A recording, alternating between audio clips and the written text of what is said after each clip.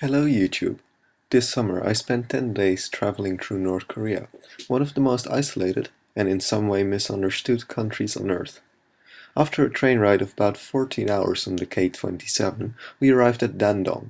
It's on the right. There, after border control, we passed the Sino-Korean Friendship Bridge, over the Yalu River to Sinuiju, North Korea. Next to it, you see the old Yalu River Bridge. In the 1950s it was bombed by the Americans, and it has never been rebuilt. It is now considered a key cultural relic and a tourist hotspot by the Chinese state. There is a lot to say about the North Korean regime and their leaders, but this is not what I want to focus on in this video. What I do want to show is the country itself and the people who live there. A lot of what I saw there was of course orchestrated and part of a facade. Behind this, there are people. People living ordinary lives in a very extraordinary country.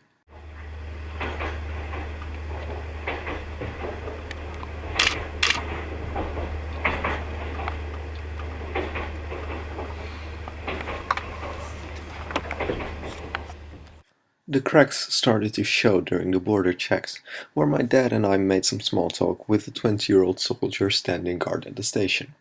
Despite being very reserved, we noticed that the Korean people are willing to reach out to us strangers visiting their country. After all, they want to be a part of this world, like any other human being. We traveled all through the country, mostly by car, and what struck me most was just how lush and green it looked. A lot of the land is dedicated to agriculture. This is necessary due to their outdated agricultural situation, as well as the food shortages that struck the country in the last decades. In part this can be explained by their national Yuchu philosophy, in which the virtue of self-reliance is of great importance. But despite their own hard work, they do need foreign aid.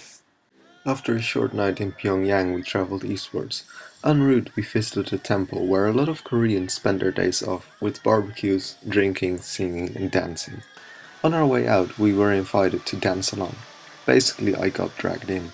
After a minute or two we had to move on though. About 80% of the country consists of mountains and pristine nature.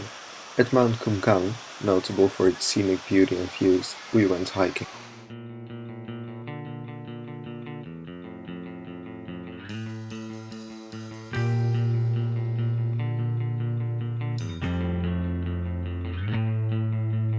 Earthquakes are so polite, they tip their hats when the ladies go by. Sitting in the doorway patiently, waiting for the ceiling to hit the floor.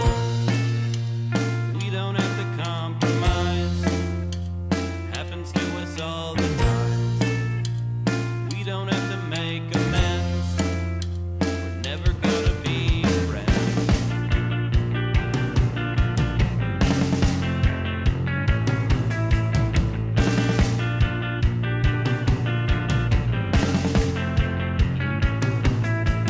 Earthquakes never lie, you can see the truth in the whites of their eyes.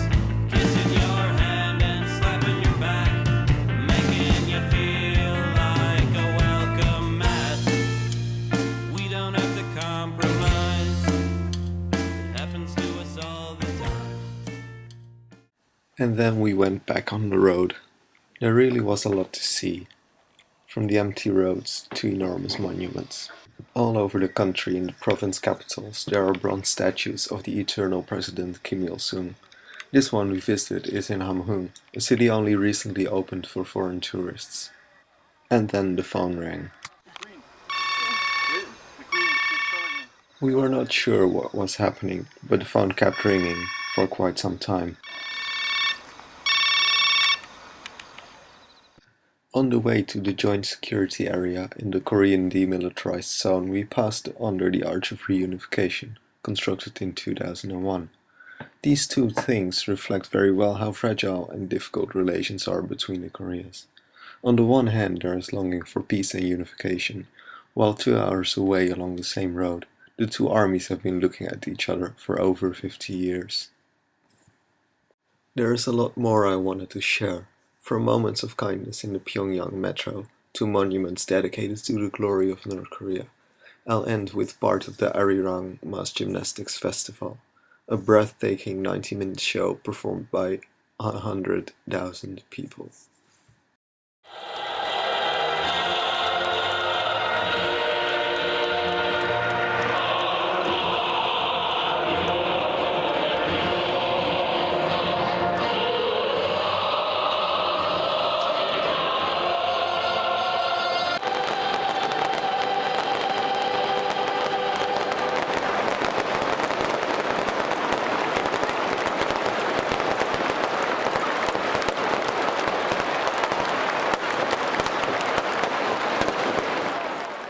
And here we are at Pyongyang Station, ready to board the train that takes us back to Beijing, China.